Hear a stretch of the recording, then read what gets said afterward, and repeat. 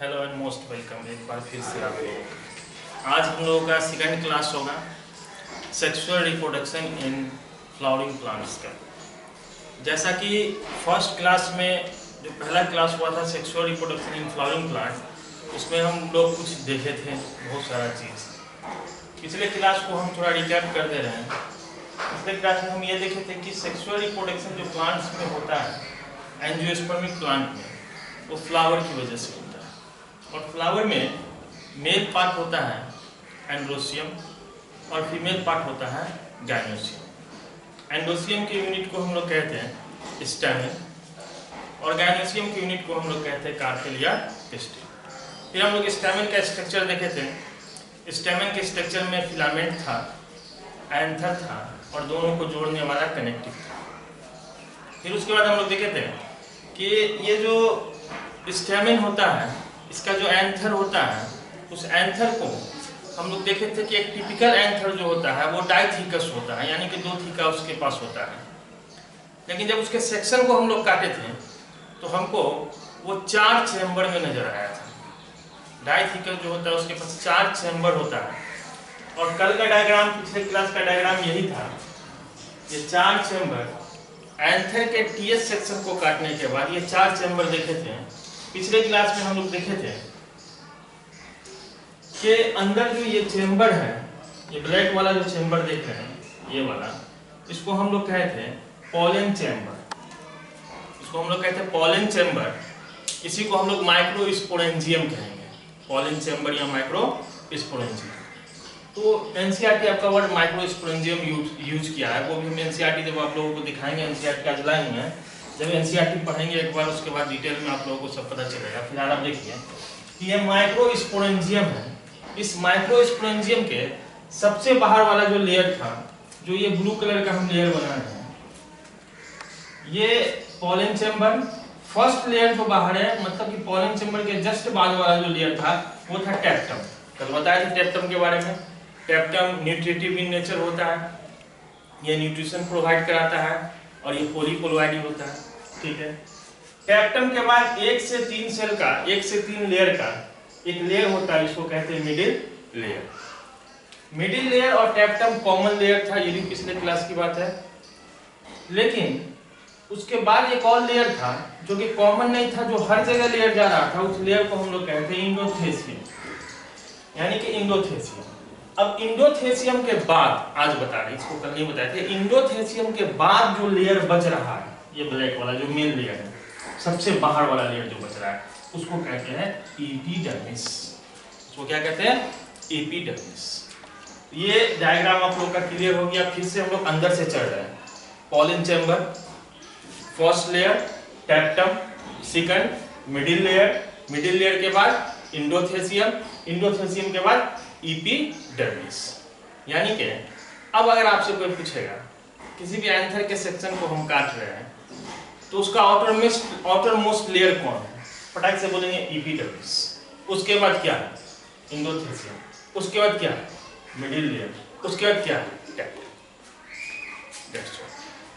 अब यहां देख रहे हैं, पिछले क्लास को हम लोग छोड़े थे कि जो इंडोथेसियम होता है, उस इंडोथेसियम में कैलोस नाम का सबस्टांस रहता है।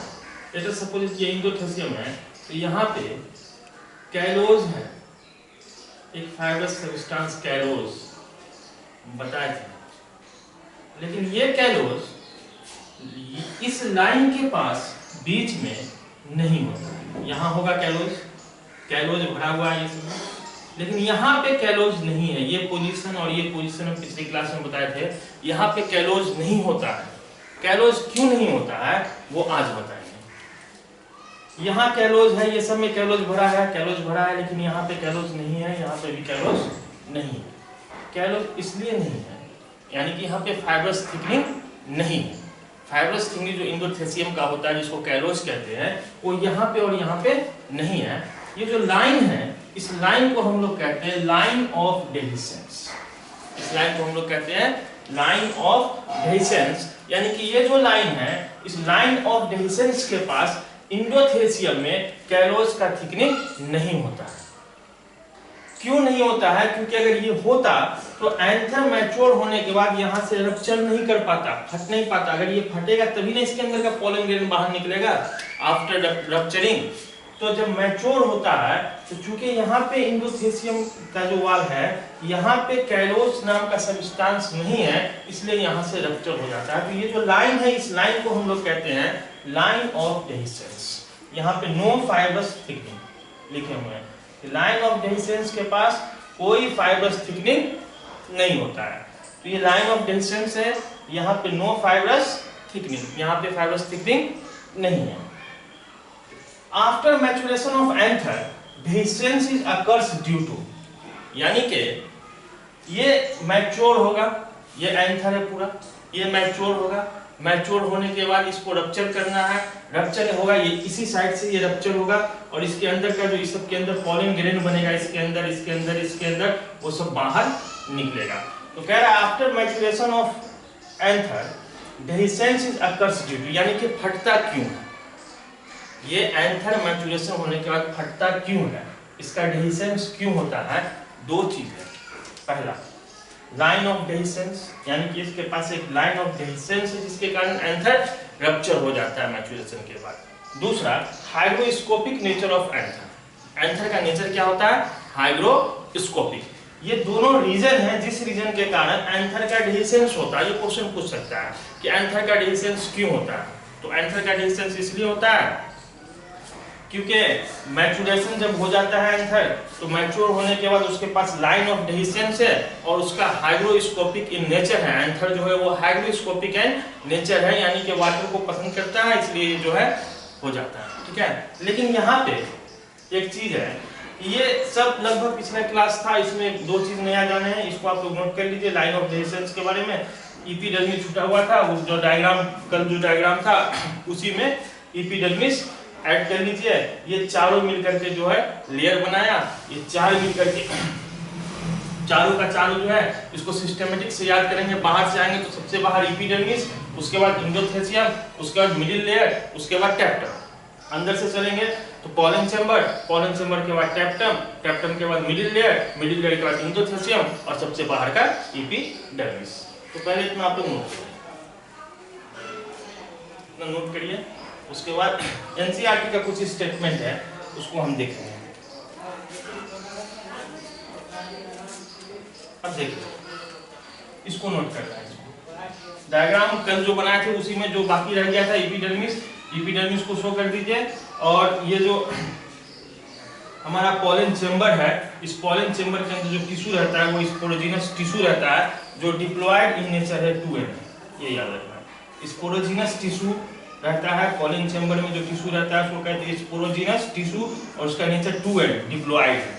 ये वाला कल के डायग्राम में नहीं था, इसको उसी में मेंशन कर लीजिए। एपिडर्मिस को मेंशन कर लीजिए, लाइन ऑफ डेहिसेंस को दिखा दीजिए और ये पॉइंट नोट कर लीजिए। फिर कंटिन्यू हम लोग कर रहे हैं।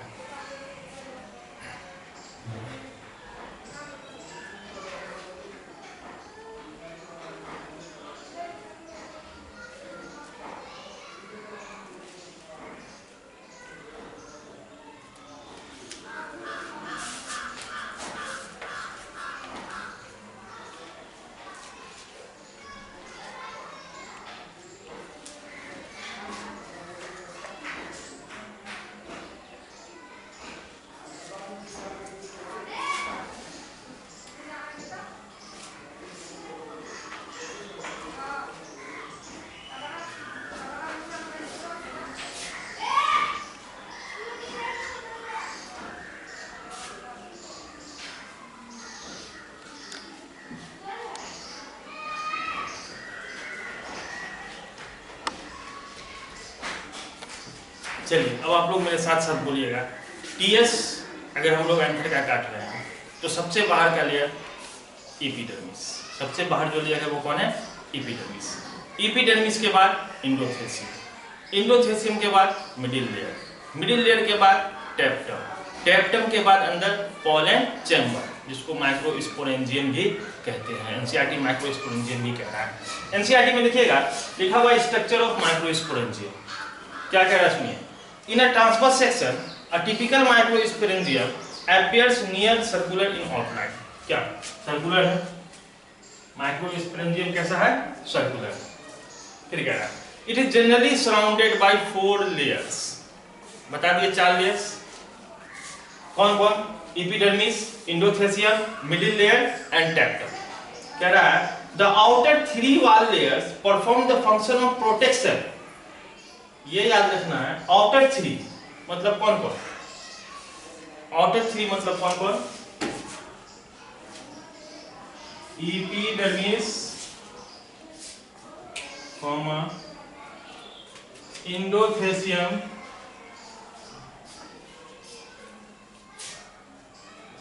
And middle layer provide protection. ये तीनों का तीनों क्या दे रहा है? प्रोटेक्शन दे रहा है। Outer 3 layer protection. The outer 3 layer provide protection.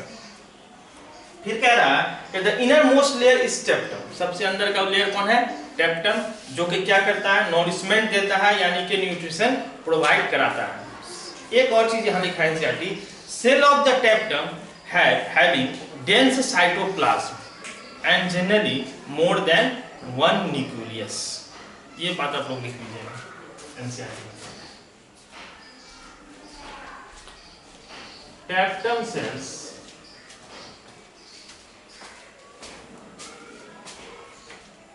having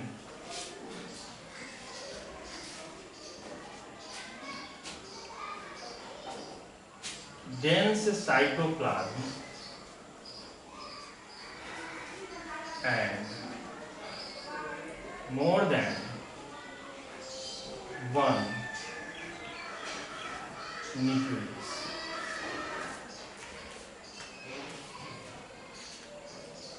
ठीक है, उसके बाद कह रहा है कि ये जो माइक्रोस्पोरेंजियम है इसके अंदर जो टिश्यू रहता है वो कौन सा टिश्यू है? Sporogenous tissue. इतना बात हमको कह रहा था एनसीईआरटी, इतना हम क्लियर कर दिए। ये पूरा अगर आपसे पूछेगा एग्जाम में right A notes on structure of microsporangium, तो माइक्रोस्पोरेंजियम के इस स्ट्रक्चर को बनाना है। कल कुछ पॉइंट्स लिखाए थे इस स्ट्रक्चर से रिगार्डिंग, इस साइड में उसको नोट कर लेना है। आज जो पॉइंट लिखा है इसको नोट कर लेना है। एक क्वेश्चन आपका कंप्लीट हो गया, स्ट्रक्चर ऑफ माइक्रोस्पोरेंजियम। ठीक है, हम लोग का ये टॉपिक खत्म हो रहा है, स्ट्रक्चर ऑफ माइक्रोस्पोरेंजियम। अब यहाँ से ध्यान दीजिएगा होता क्या है। जब ये मैच्योर होता है, eight the time of maturity, anther जब मैच्योर होता है, eight the time of maturity of anther, जब एंथर मैच्योर हो रहा है उस समय क्या हो रहा है कि मिडिल लेयर जो है वो डिजेनरेट हो जाएगा। मैच्योरिटी के टाइम में ये जो मिडिल लेयर है वो डिजेनरेट हो जाएगा। मिडिल लेयर क्या होगा? डिजेनरेट हो जाएगा। डिजेनरेट, मिडिल लेयर डिजेनरेट जब हो जा रहा है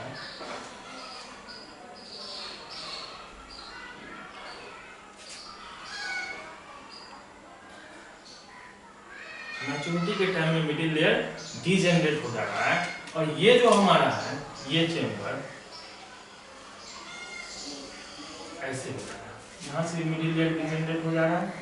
और मिडिल लेयर के डिजेनरेट होने के बाद 4 चेंबर था। 4 चेंबर जो है, इससे पहले 4 चेंबर था, अब ये पूरा एक चेंबर दिखने में लग रहा है, ये एक चेंबर लग रहा है, यानी कि 4 चेंबर बिकम्स 2 चेंबर।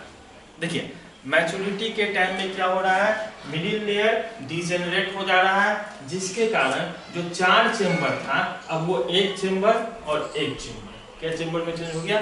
2 चेंबर में चेंज हो गया। इंपॉर्टेंट बात है, इस पॉइंट को लिख लीजिएगा। इस पॉइंट को लिख लीजिएगा। At the time of maturity cells of middle layer, at the time of maturity cells of middle layer degenerate। Maturity के टाइम में मिडिल लेयर का सेल डिजेनरेट हो जाता है and 4 chamber becomes, and 4 chamber becomes 2 chamber। देखो याद रखना 4 chamber यानी कि टेट्रालोक्यूलर। एंथर जो है स्टार्टिंग में क्या था, टेट्रालोक्यूलर 4 चैम्बर था, लेकिन जैसे ही वो मैच्योरिटी की तरफ गया, वैसे ही क्या हुआ, वैसे ही मिडिल लेयर डिजेनरेट हो गया और 2 चैम्बर जो था वो दोनों चैम्बर मिलकर के एक चैम्बर बना दिया। तो एक चैम्बर यहाँ बना, एक चैम्बर यहाँ बना। ये डाइथिकस का केस है। मोनोथिकस रहता तो मोनोथिकस के पास एक ही लोब रहता। कितना चैम्बर रहता उसके पास, मोनोथिकस के पास 2 चैम्बर रहता और 2 चैम्बर मिलकर के क्या बना देता, दोनों चैम्बर मैच्योरिटी के टाइम में एक चैम्बर में चेंज हो जाता। लेकिन चूंकि यहाँ 4 चैम्बर था इसलिए कितने में चेंज हो गया, 2 चैम्बर में चेंज हो गया। ठीक है। एक और चीज है कि अंदर का जो चैम्बर है, ये चैम्बर, इस चैम्बर को हम लोग शुरू में स्टार्टिंग में कहते हैं, क्या कहते हैं, पोलन चैम्बर। चैम्बर को कहते हैं पोलन चैम्बर। इसी पोलन चैम्बर के अंदर माइक्रोस्पोर बनता है। माइक्रोस्पोर जो बनेगा वो पोलन चैम्बर में बनेगा। कैसे बनेगा उसको हम लोग देखेंगे अभी। ठीक है, इतना नोट करिए। यहाँ तक का टॉपिक्स हम लोग का हो गया। अब हम लोग को अगला टॉपिक देखना है, जो माइक्रोस्पोर बन रहा है वो कैसे बन रहा है, उस प्रोसेस को क्या कहते हैं। एनसीईआरटी में हेडिंग दिया हुआ है माइक्रोस्पोरोजेनेसिस। माइक्रोस्पोरोजेनेसिस, इसको नोट्स करिए, इसको नोट्स करिए। बस यही चीज, ये डायग्राम आपका वही रहेगा। डायग्राम को बनाने के लिए इतनी इस चीज को याद रखना कि मैच्योरिटी के समय, the time of maturity, cells of middle layer degenerate. Middle layer का सेल क्या होता है, डिजेनरेट हो जाता है एंड 4 चैम्बर्स बिकम 2 चैम्बर्स। और 4 चैम्बर कितने चैम्बर में चेंज हो जाता है, 2 चैम्बर में। That's all.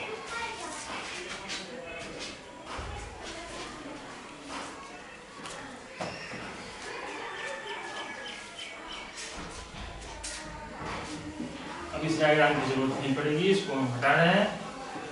कंप्लीट हो गया हम लोग का पहला टॉपिक, इसका स्ट्रक्चर ऑफ माइक्रोस्पोरेंजियम, जिसके अंदर हम लोग देखें कि पोलन चैम्बर था, उसी पोलन चैम्बर के अंदर स्पोरोजिनस टिश्यू होता है जो कि माइक्रोस्पोर बनाता है। पोलन चैम्बर में स्पोरोजिनस टिश्यू होता है और स्पोरोजिनस टिश्यू ही माइक्रोस्पोर बनाता है। यानी कि पोलन चैम्बर के अंदर ही माइक्रोस्पोर बनता है। Microspores are producing, microspore are produced in pollen chamber oblique microsporangium.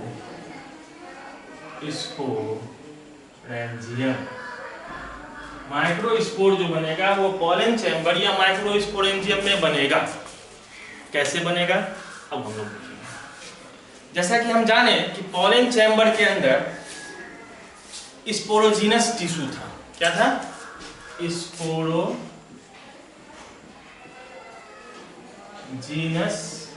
Tissue. किसमें था, पोलन चैम्बर। हम लोग ये भी जाने कि स्पोरोजिनस टिश्यू जो है ये डिप्लॉइड इन नेचर है। डिप्लॉइड। ये स्पोरोजिनस टिश्यू जो है ये माइटोसिस करेगा।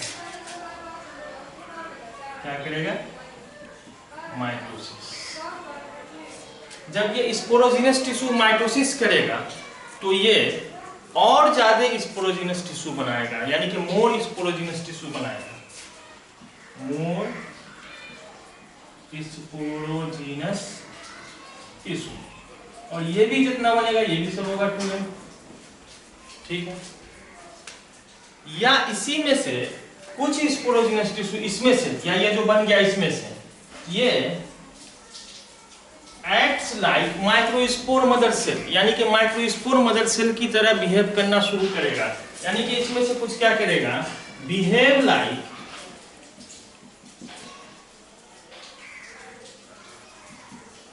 Microspore mother cell. इसी में से कुछ बिहेव करना शुरू करेगा माइक्रोस्पोर मदर सेल की तरह।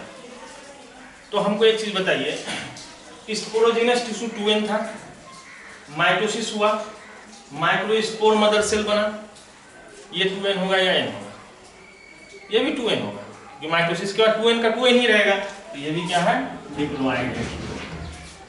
अब इस माइक्रोस्पोर मदर सेल के अंदर मियोसिस होगा। क्या होगा, मियोसिस होगा, मियोसिस होगा।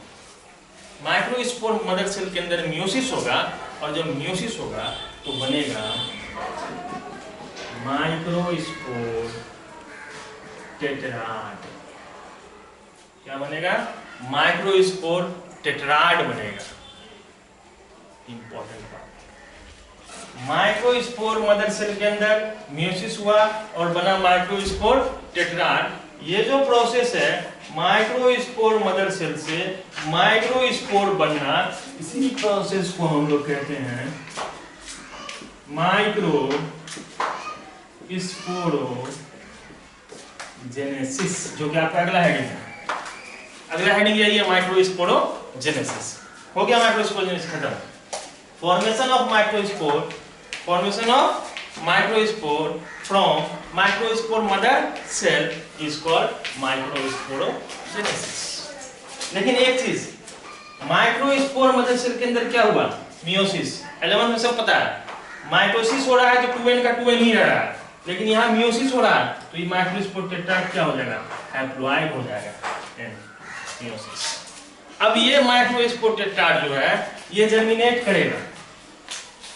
ये क्या करेगा, जर्मिनेट, और जर्मिनेट होने के बाद फाइनली अपना बनेगा मेल गैमेटोफाइट। मेल गैमेटो, यानी कि हम लोगों के यहाँ इसके अंदर दो टॉपिक पढ़ना है। एक टॉपिक 1 है माइक्रोस्पोरोजेनेसिस, टॉपिक 1 है माइक्रोस्पोरोजेनेसिस। टॉपिक 2 है डेवलपमेंट ऑफ मेल गैमेटोफाइट। यहां से जो डेवलपमेंट हो रहा है, डेवलपमेंट ऑफ मेल गैमेटोफाइट। अच्छा, ये जो मेल गैमेटोफाइट है ये डेवलप पूरी तरह से नहीं होता है, ये दो कंडीशन में होता है। डेवलपमेंट ऑफ मेल गैमेटोफाइट दो तरह से होता है। एक तो उसका डेवलपमेंट बिफोर पॉलिनेशन हो जाता है, बिफोर पॉलिनेशन, और एक होता है आफ्टर पॉलिनेशन। यानी कि ये जो डेवलपमेंट होता है ये दो तरह से होता है, एक बिफोर पॉलिनेशन और एक आफ्टर पॉलिनेशन। ये वाला पॉइंट हम लोग समझेंगे नेक्स्ट क्लास में, इसको डिटेल से समझेंगे कि male development of male gametophyte कैसे होता है, बिफोर पॉलिनेशन में क्या होता है, आफ्टर पॉलिनेशन तो सब समझ रहे होंगे कि पॉलन ग्रेन का जो है एंथर से निकल के स्टिग्मा तक, इसके अंदर जो बना था उसके अंदर से निकल के फीमेल के स्टिग्मा तक जाना, उसी को हम लोग कहते हैं पॉलिनेशन। तो यानी कि अभी हम लोग को जो टॉपिक पढ़ना है वो दो टॉपिक पढ़ना है। एक छोटा सा टॉपिक है माइक्रोस्पोरोजेनेसिस, जो कि यहीं पे क्लियर हो गया हम लोग का, लेकिन इसको डिटेल से पढ़ना है। डेवलपमेंट ऑफ मेल गैमेटोफाइट कैसे कैसे होता है, इसको हमको डिटेल से पढ़ना है। फिलहाल आप लोग ये चीज समझ गए। फिर से देखिए, स्पोरोजीनस टिश्यू पॉलन चेंबर में था। स्पोरोजीनस टिश्यू कहाँ था, पॉलन चेंबर में था, जो कि डिप्लॉइड था। उसके अंदर माइटोसिस होगा तो मोर स्पोरोजीनस टिश्यू बनेगा, या उसी में से कुछ जो है बिहेव करना शुरू करेगा माइक्रोस्पोर मदर सेल की तरह। इस माइक्रोस्पोर मदर सेल के अंदर मियोसिस होगा। मियोसिस होने के बाद क्या बनेगा, माइक्रोस्पोर टेट्राड बनेगा। माइक्रोस्पोर टेट्राड जो है उसका जर्मिनेशन होगा तो वो क्या बनेगा, मेल गैमेटोफाइट। एक चीज है कि माइक्रोस्पोर टेट्राड जो बन रहा है 1 2 3 4, ये जो माइक्रोस्पोर टेट्राड बना है, 4 टेट्राड बना है, ये चारों एक दूसरे के साथ कनेक्ट रहेगा। ये चारों एक दूसरे से कनेक्ट रहेगा और ये किसकी मदद से कनेक्ट रहेगा, ये कैलोज की मदद से कनेक्ट रहेगा। किसकी मदद से, कैलोज। एक पॉइंट नोट करके, अलग से नोट करके लिख लीजिए इस पॉइंट को कि microspore are connect with each other by callose. Note करके इसको लिख लीजिएगा,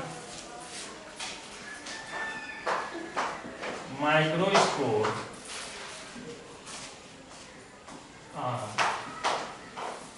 connect with each other by callose. Note करके देखना, इतना नोट करिए,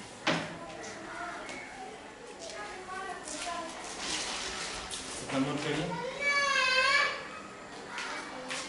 तो आज का क्लास हम यही रहने दे रहे हैं। कल के क्लास में हम लोग माइक्रोस्पोरोजेनेसिस के बारे में थोड़ा सा लिख लेंगे। लिखने के बाद एक्चुअल हमको पढ़ना है डेवलपमेंट ऑफ मेल गैमेटोफाइट, कैसे डेवलपमेंट होता है उसको नेक्स्ट क्लास में इसको हम लोग देखेंगे। Bye bye, have a nice day.